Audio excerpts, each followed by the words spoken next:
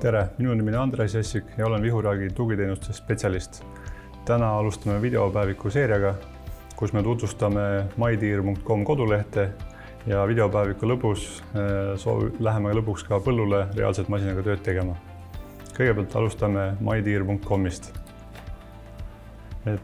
Brauserisse trükite sisse mytiir.com. Avaneb teile koduleht. Kui teil ei ole John Deere traktorit, millel on MTG moodem, siis siin on teil võimalik luua endale ise konto. Vajutada nupule looge uus konto.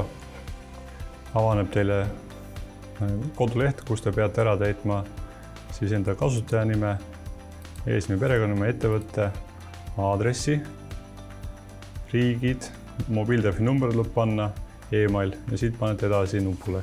Siis saadetakse teile emaili peale link, kus te määrate ära parooli, turvaküsimuse ja saate edasi siis järgnevale kodulehele.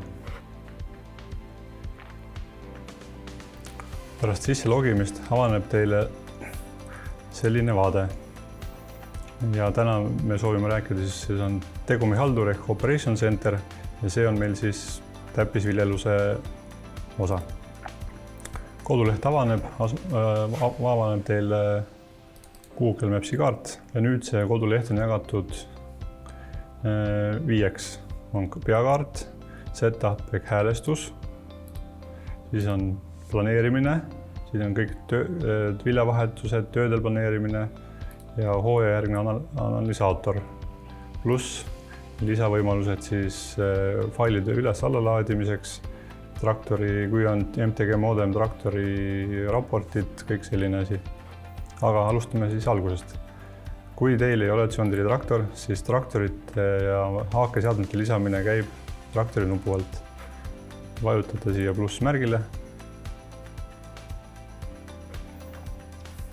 Ja kui teil on olemas John Deere traktor, siis siia panete VIN-koodi. Ja ta viskab teile automaatselt siia, et tegemist on kombainiga, John Deere mudel. Annate nime.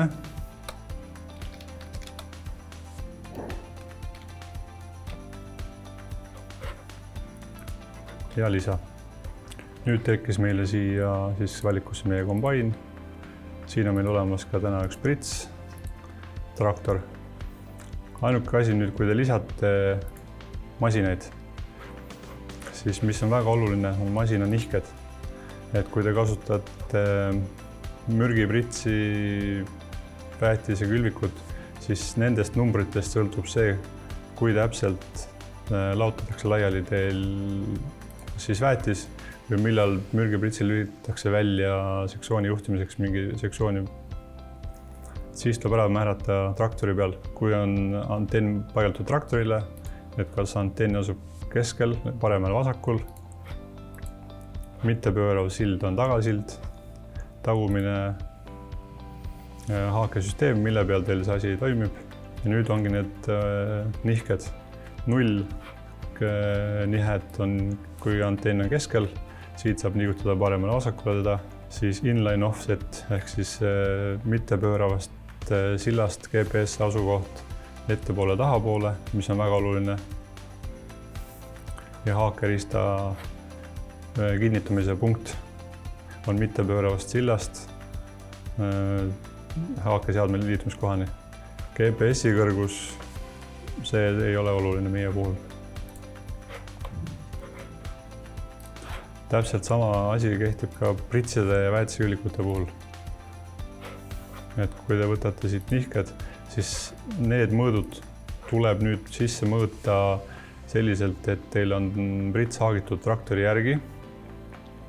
Poom on lastud töö kõrgusesse ja siis võtate mõõdulindi ja mõõdate ära need pikkused kõik, mis ta siin käseb mõõta.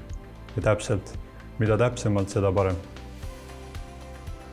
Sest siit sõltub kõik viivitused, kõik asjad tegivad siit nendest mõõtmetest. Kuna teil haakeseadmel GPS-i ei ole, siis siia neid asju märkima ei pea, et kas antenn asub keskel, tsentris või kus kohas ta asub. Kui on, siis saab need ka siia sisse mõõta. Need jäävad siia meie süsteemi alles. et miks on oluline ja võiks seda kodulehte kasutada, on see, et kui teil täna on John Deere või Brits puldiga ja siia sellesse süsteemi annab varundada kogu teie andmed. Et kui teil midagi juhtub, tulevikus mingi ekraaniga läheb korraks, on vaja teha restart täielik, siis siit on võimalik andmeid taastada. Et ma näitan ka, kuidas lisada lihtsalt haakeriista, see läheb täpselt samamoodi nagu läks traktor, võtame kellegi muu valikust. Siit saate valida endale värve.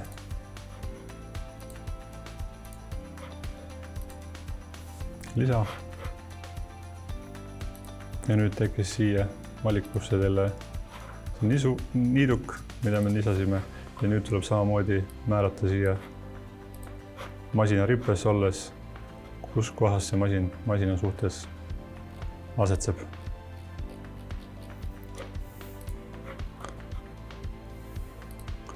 Nii lihtne ongi lisada mydeere.comi haake ja riista siia seadmeid.